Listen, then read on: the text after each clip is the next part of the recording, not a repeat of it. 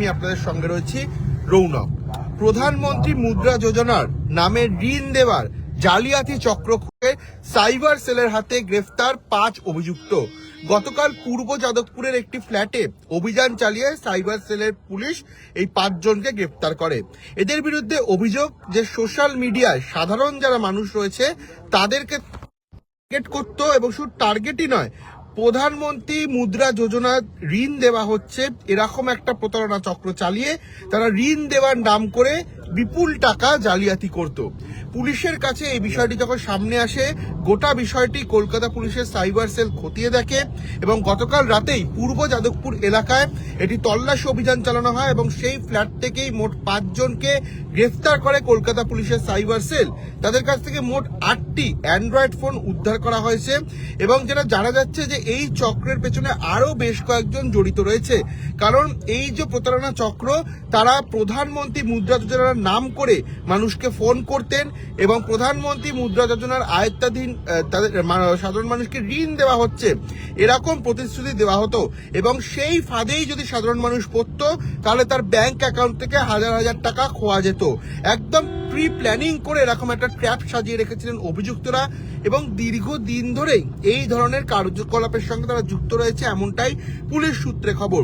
সেক্ষেত্রে এর পেছনে আরো কেউ যুক্ত রয়েছে কিনা বা এই র্যাকেটটা কতদূর বিস্তৃত সেই বিষয়টি কিন্তু ইতিমধ্যে পুলিশ খতিয়ে দেখছে।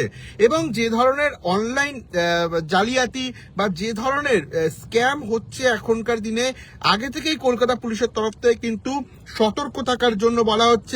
বিভিন্ন জায়গায় কলকাতা পুলিশের যে সোশ্যাল মিডিয়া পেজ, সেখানেও কিন্তু একাধিক এই ধরনের ডিজিটাল যে স্ক্যামগুলো রয়েছে বা ডিজিটাল যে ধরনের প্রতারণাগুলো চলছে সেই বিষয়ে কিন্তু মানুষকে সতর্ক করা হচ্ছে। এবং এই যে ঘটনাটি ঘটলো, যে কারণে 5 জনকে গ্রেফতার করেছে সাইবার সেল, সেখানে দেখা যাচ্ছে যে এই 5 জনই সাধারণ মানুষকে প্রধানমন্ত্রী মুদ্রা যোজনা থেকে ঋণ দেওয়া হচ্ছে এমনটাই বলে ফোন করতেন এবং ফোন করার পরই যদি আপনি সেই ঋণের জন্য অ্যাপ্লাই করেন বা তাদের সঙ্গে যোগাযোগ করেন তাহলে আপনার ব্যাংক অ্যাকাউন্ট চাওয়া হতো এবং সেখান থেকেই কিন্তু ওটিপির মাধ্যমে হাজার হাজার টাকা উধাও হয়ে যেত। এরকম বেশ কয়েকজন সাধারণ মানুষের সঙ্গে ঘটেছিল এবং কলকাতা পুলিশ সাইবার সেলের কাছে এই ধরনের ঘটনা সামনে আসতেই তারা বিষয়টি খতিয়ে দেখে এবং দেখা যায় যে এর পেছনে একটা বড় র্যাকেট কাজ করছে। গতকালকে পূর্ব যাদবপুরে তল্লাশি অভিযান চলে, এছাড়াও শহরে বেশ কয়েকটি জায়গায় এই বিষয়কে কেন্দ্র করে তল্লাশি অভিযান চালায় কলকাতা পুলিশ।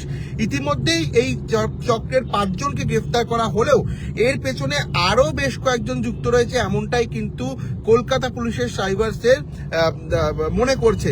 সেক্ষেত্রে কারা কারা যুক্ত রয়েছে, অর্থাৎ এই র্যাকেট কতদূর বিস্তৃত, এবং সবথেকে গুরুত্বপূর্ণ বিষয় যে এক প্রধানমন্ত্রী মুদ্রা যোজনা এই বিষয়টির নাম করে, কেন্দ্রীয় সরকারের প্রকল্পের নাম করে তারা কিভাবে এই ধরনের প্রতারণা চক্র ঘটিয়ে থাকলো এবং যে ধরনের ডকুমেন্টস, কোন ধরনের ডকুমেন্টস, ভুয়ো ডকুমেন্টস তারা প্রেরণ করতো কিনা, গোটা বিষয়টি কিন্তু কলকাতা পুলিশের তরফ থেকে খতিয়ে দেখা হচ্ছে।